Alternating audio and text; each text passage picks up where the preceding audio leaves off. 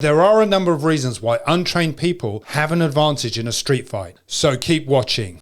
The first reason this untrained guy is dangerous because he has access to his natural attributes without hesitation, without fear, and in an unpredictable fashion. And this gives him an advantage in a fight. So in that sense, the physical attributes that the person has will play a role in a street fight. I know suggesting size and strength gives someone an advantage, but it's the way that someone uses their size and strength. Untrained people don't have that level of experience and understanding. So when they use their strength, they use it to its maximum capacity with immediate effect. And that's very different to skilled fighters who tend to be much more conservative in the way that they use their energy because they know that the fight can go a lot longer, and they also understand the consequences of actually losing energy and being helpless as a result. Rely on a strategy in which you are depleting their energy while you're conserving your own energy. So that means your movements should be trying to tire them out, and that's how you deal with someone that's unhinged, untrained. But weathering the storm is always going to be the hard part. If you can weather the storm,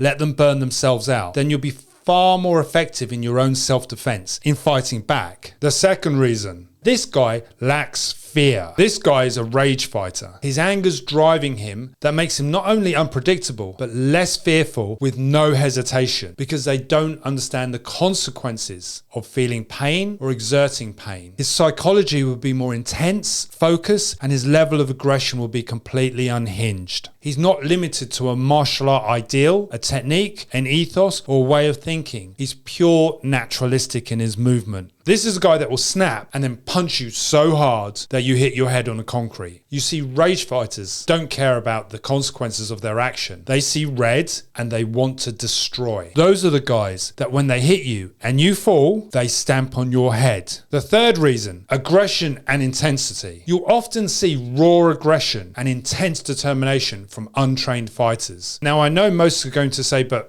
any fighter has that. Raw aggression is a different quality to focused aggression. It's a difference between what I say is hot and cold. Hot aggression is angry, where the person literally is in a rage. Cold aggression is just that. It's focused and it's intense, but it lacks that emotional component. What you are is highly aggressive with the intention to harm, but you have a cold mindset behind that. And that's very different to hot aggression. Now, the untrained in a street fight is more likely to exhibit hot aggression, and that's what makes them more dangerous. They may have that no holds barred mentality. It's almost caveman-like, but it can be overwhelming. To deal with this rage fighter, you have to match fire with fire. You essentially have to have the same level of intensity, but what you need to be able to do is have a cold sense of aggression. Once you've mastered cold aggression, the next thing is to learn how to switch it on and off. And this is key to your self-defense. You have to have the ability to be able to go bang, bang, like that, and switch into aggressive mode, and then likely switch it off. But you have to practice and train switching on aggression with a high level of intensity, but it's mental intensity and focus. And this does require some training, but I can help you with that. So just contact me and I'll help you out. So in short, you need an aggressive trigger just to counter someone that potentially is going to be unhinged. So the fourth reason, untrained fighters often lack formal training and techniques, which makes their movements more unpredictable. That untrained guy is going to rely on instinct and unconventional tactics to catch their opponent off guard. And this can make them very unpredictable. This is the guy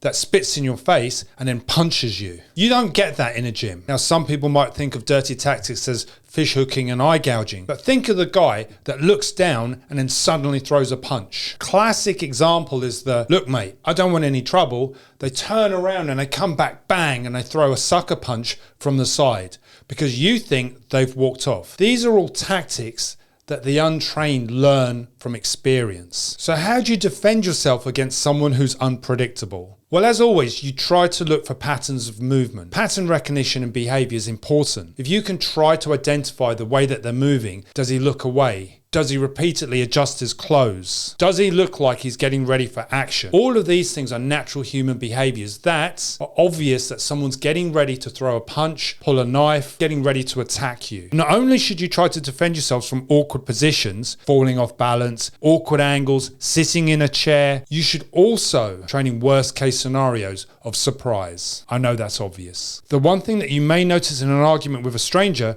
is that there may be preparation for action. And these are the things that you should rely on to give you some predictability of this guy who's standing in front of you. So what's the takeaway? Don't avoid the new guys in the gym. These guys are the closest people that you're going to experience in the street. The problem with training with more experienced guys is that they have great technique, timing, and movement, and that often makes them predictable. They may have a high level of physical intensity and aggression, but the predictability still stands, and when you're experienced, you become accustomed to that.